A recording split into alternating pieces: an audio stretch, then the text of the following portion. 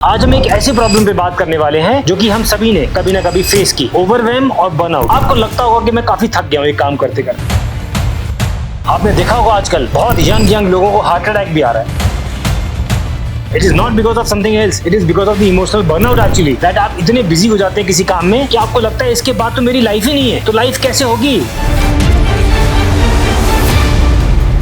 अगर आपको अपने बारे में टेंशन नहीं है, आपके बारे में कोई और नहीं सोचेगा। फिजिकल बर्नआउट किसी को भी हो सकता है। जब आप कोई काम ज्यादा देर तक करोगे, बहुत देर तक करोगे और लगातार किसी काम को करते रहोगे तो your body might tend to give up in between. आप जो भी काम करते हो, जिस भी प्रोफेशन में हो या पढ़ाई करते हो, आप उसके अंदर इतना एंगेज मत रहो हमेशा that 24/7 you only think about that. You must have those free moments in your life where you give yourself some rest. जब तक आप अपनी बॉडी को इतना रेजिलिएंट ना बना लो, इतना मजबूत ना बना लो कि आपको कोई भी काम हरा नहीं सकता।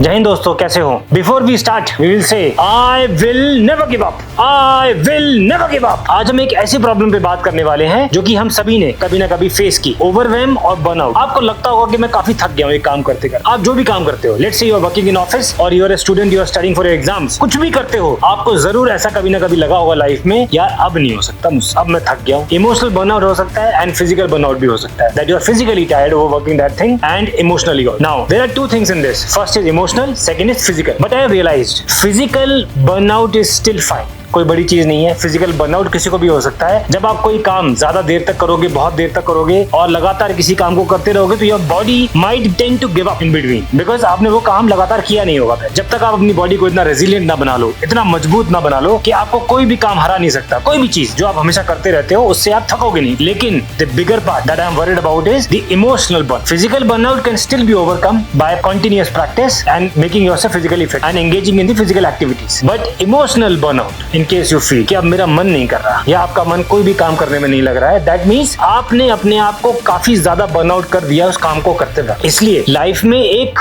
वर्क एंड लाइफ बैलेंस बनाना बहुत जरूरी। जैसे आप जो भी काम करते हो, जिस भी प्रोफेशन में हो या पढ़ाई करते हो, आप उसके अंदर इतना एंगेज मत रहो हमेशा that 24/7 you only think about that. You must have those free moments in your life where you give yourself some rest and you give your body some relaxation about whatever thing you like. In case you like to read a book, you must find time to read a book every day. In case you like to watch movies, though movies and web series are time consuming and people say that you should not watch, but I don't believe that. In case it is required because it is only one life, you don't have to keep working throughout your life. You have to enjoy as well. You have to keep yourself physically and mentally tough. For that, everything is important in life. Thus, I will say, in case you feel you must watch Netflix web series, there is no big deal in that. काम आप आराम से करो so that आपके कम time में efficiency बढ़ेगी। फिर उसके बाद in case you feel yourself that you are too much drained out, you don't have energy to work, that is emotional burnout that you are facing. In case you have emotional burnout, you will not be able to do anything. And आपने देखा होगा आजकल बहुत young लोगों को heart attack भी आ रहा है। It is not because of something else, it is because of the emotional burnout actually, that आप इतने बिजी हो जाते हैं किसी काम में कि आपको लगता है इसके बाद तो मेरी लाइफ ही नहीं है, तो लाइफ कैसे होगी।